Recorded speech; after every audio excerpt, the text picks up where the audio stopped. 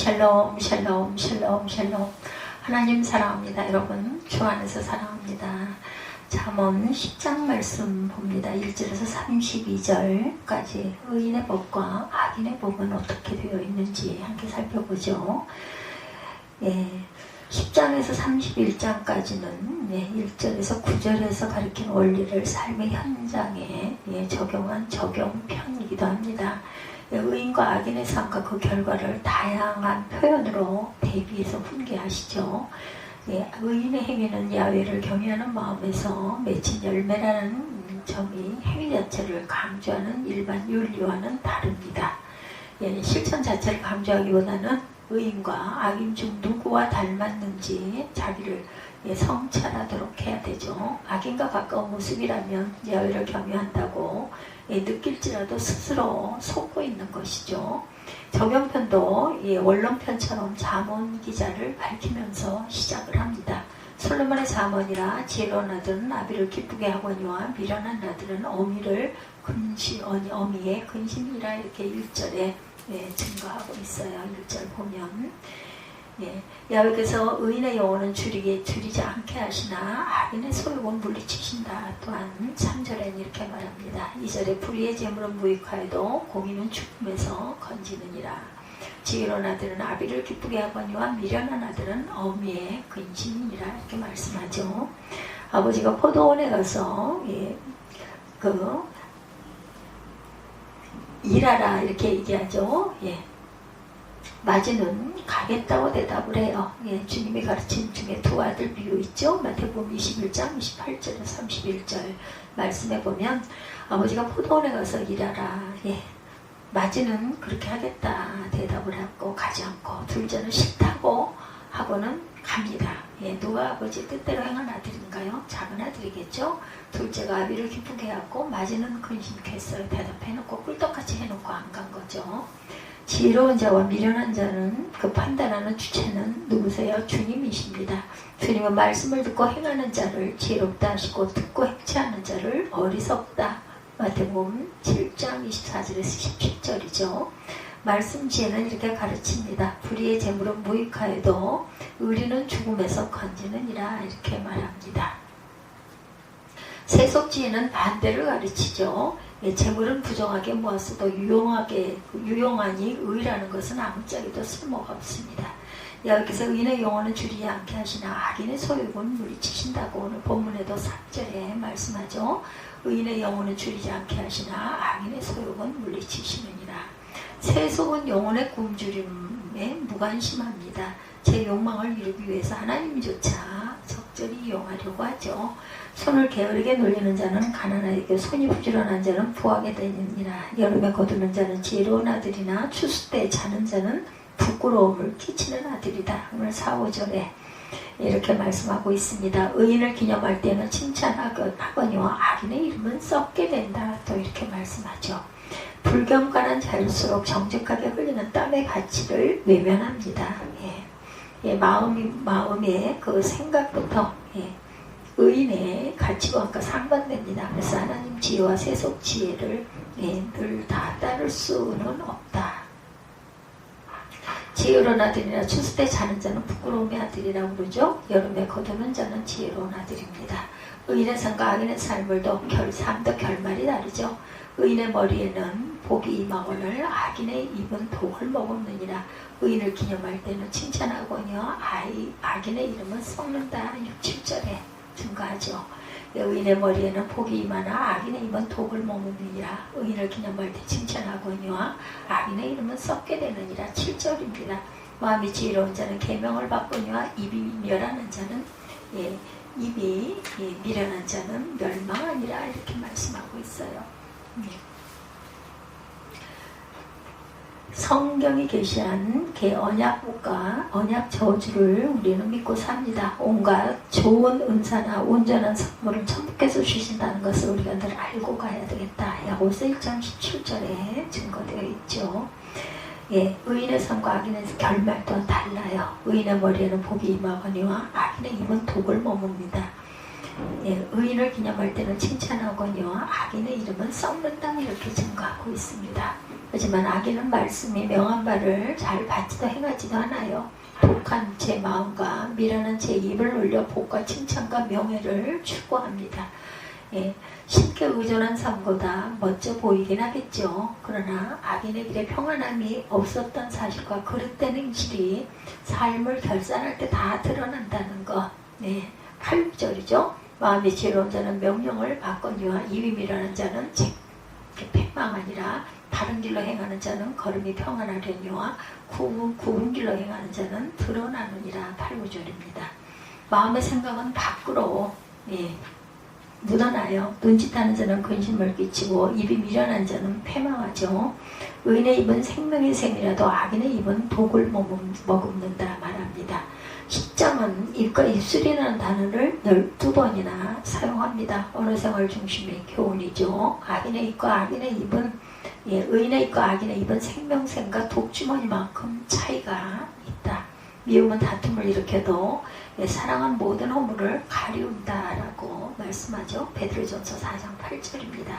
마음에 쌓인 것이 입으로 나와 생명샘처럼 살리기도 하고 독뱀처럼 죽이기도 한다. 미움을 쌓는 마음에서는 다툼을 일으키고 말이 나오고 사랑을 쌓는 마음에서는 허물을 가려주는 말이 나온다라고 말합니다.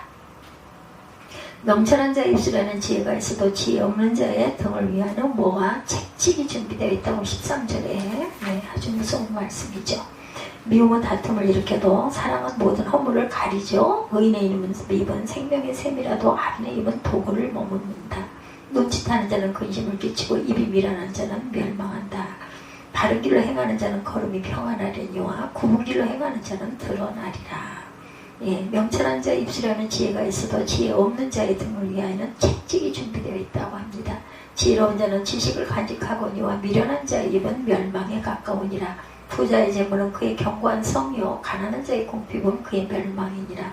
의인의 수고는 생명에 이르고 악인의 소득은 죄에 이르느니라. 훈계를 지키는 자는 생명길로 행하여도 징계를 버리는 자는 그릇간다라고 말씀합니다. 성경이 예언하고 성취된 바로 간직하고 가지요. 바리새인처럼 제 생각을 덧붙이거나 사두개인처럼 제 이성이 맞지 않는 부분을 제외하거나 해서는 안 되죠. 말씀을 떠나는 방식으로 멸망을 재촉하는 독소를 만들 뿐이다. 지혜로운 자는 지식을 간직하기는 요한 미련한 자의 입은 멸망에 가까우니라. 성경이 계시한 지식 그대로 간직하면서 적절히 강조점만 달리하는 교훈에는 독성이 없다라는 것. 그러나 성경 지식에서 벗어난 독창적 이론의 일부 성경 구절을 짜깁게 하면 독성이 생깁니다. 교회사의 모든 이단처럼 하나님의 권위를 도용한 교훈을 세속사상과 철학보다 훨씬 더 독성이 강하다. 부자의 재물은 그의 견고한 성이요 가난한 자의 공핍은 그의 패망이라. 15절이죠. 구약을 부자의 재물로 복되다고 했으나 예수님은 부자가 천국에 들어가기가 바늘귀로 소가 들어가는 것만큼이나 힘들다고 하죠.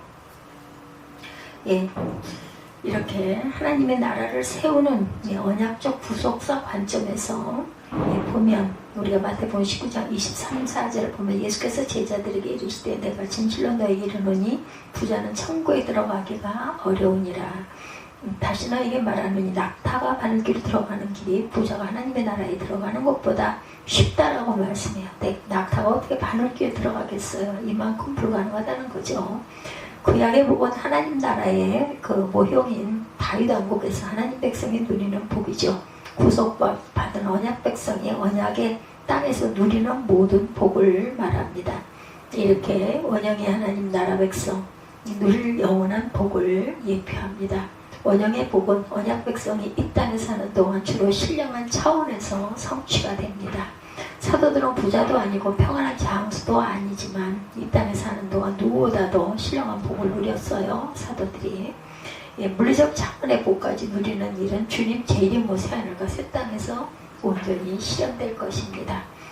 앞 구절에서 야훼는 의인의 영혼을 줄이지 않게 하시는 분이라고 그랬어요. 그죠? 3절에 뒷구절에도 부자의 재물은 의인의 수고와 소득에 연결이 됩니다. 16, 7절에 의인의 수고는 생명에 이르고 악인의 소득은 죄에 이르느니라.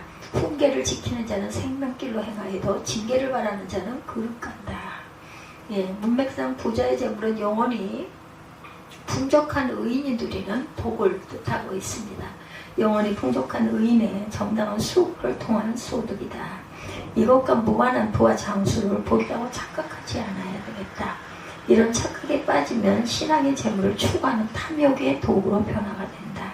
경건조차 이익의 재료로 삼죠. 신구약이 강조한 복은 영혼의 풍요와 관련된 부요이고 의인이 얻은 생명과 관련된 그러한 장수입니다. 이런 부요와 생명에 궁핍한 자라면 패망할 수밖에 없다. 악인은 재물을 추구할 때 미운 마음을 감추고 거짓말합니다. 장소에서라도 성취하려고 하죠. 미워함을 감추는 자는 거짓의 입술을 가진 자요, 참소하는 자는 미련한 자라. 말이 많으면 허물을 명기우려오나 그 입술을 제어하는 자는 지혜가 있다라고 18, 9절에도 말을 우리가 조심해야 합니다. 입을 제어하는 목적은 말을 적게 하는 것이 아니라 바르게 하려는 것이다. 일에 그 쏟는 열정을 마음 성찰에 쏟으려는 목적, 이렇게 가야 되겠죠. 입을 절제하여서 마음에 다스리니 지혜롭죠. 말씀 훈계를 통해 고친 마음과 제어된 입술은 신앙 성숙을 이루고 간다라고 말합니다. 이런 절제 없이 미움을 감춘 채 거짓말을 계속 쏟아낸다면 자기도 결국은 멸망하게 되죠. 의인의 죄는 천음과 같거니와 악인의 마음은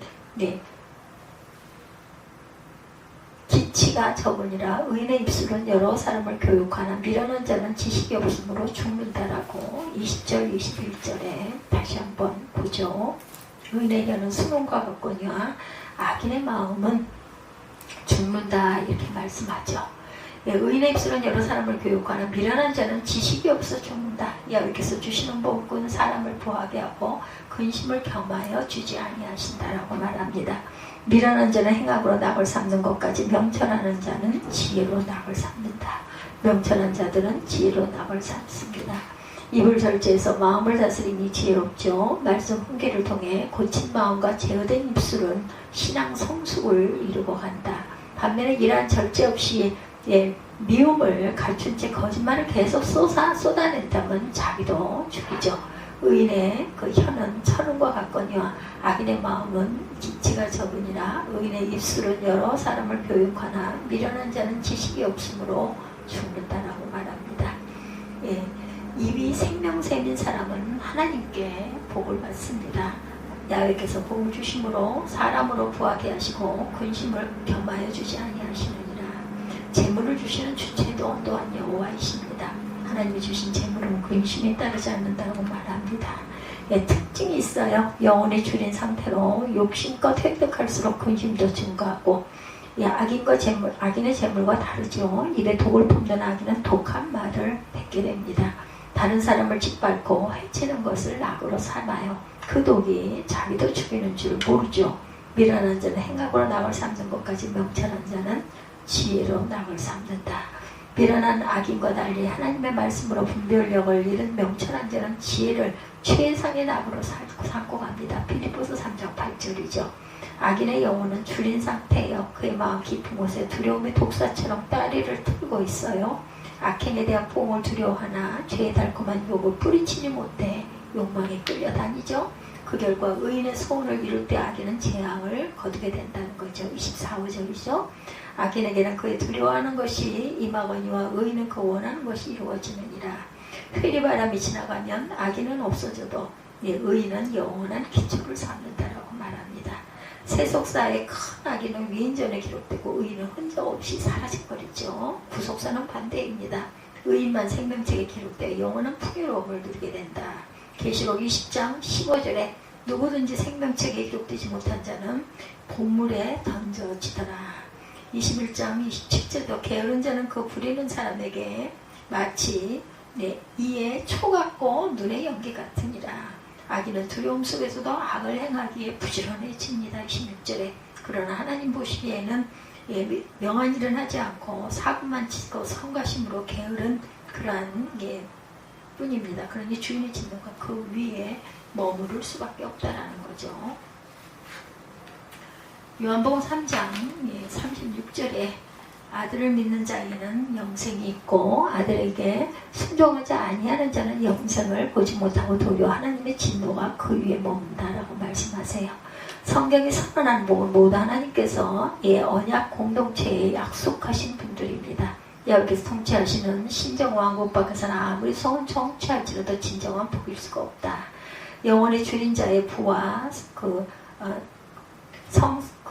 상은 성경 관점에서 전혀 복이 아니라는 거. 야훼를 경외하면 장수하느니라. 그러나 악인의 연세는 짧아지느니라. 의인의 소망은 즐거움을 이뤄도 악인의 소망은 끊어지느니라. 이 구절을 세속 공동체 기준으로 헤아리면 질릴 수 없어요. 의인이 단명하고 악인이 장수하는 사례가 세속 공동체에 아주 많습니다. 그러나 언약 공동체 중심으로 헤아리면 불변에 질리기도 하다. 구약의 언약 공동체는 이스라엘이고 신약의 언약 공동체는 교회입니다. 구약이든 신약이든 하나님의 통치가 잘 실현되는 언약 공동체라면 이 말씀대로 그대로 이루어집니다. 의인의 소망을 기쁘게 곧 오래 거주하는 모습으로 나타날 것입니다.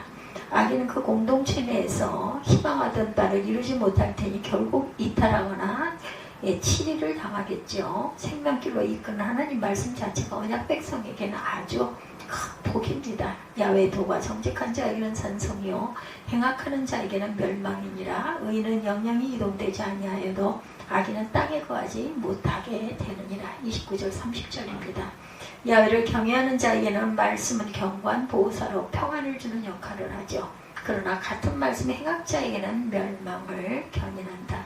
몰라서 순종하지 못했다고 반영될 수 없게 하는 역할을 합니다. 그래서 야훼의 도가 선포되는 언약 공동체에서 의인은 견고해지나 악인은 거주할 수 없다. 악인도 잘 거주하는 언약 공동체라면 야훼도가 제대로 선포되지 않고 있다고 진단하겠죠. 의인의 입은 지혜를 내어도 패역한 자는 배임을 당할 것이니라. 의인의 입술은 기쁘게 할 것을 알거늘 악인의 입은 패역을 말하느니라. 31, 2절에 이렇게 증거하고 있습니다. 마지막 절이죠. 야훼의 도가 잘 실현되는 언약 공동체라면 지혜를 말하는 의인의 입을 귀하게 여기고 패역을 말하는 악인의 혀를 제거할 것이라는 것을 잊지 않는 저와 여러분들이 되시기를 주님의 이름으로 축복합니다. 기도하시겠습니다.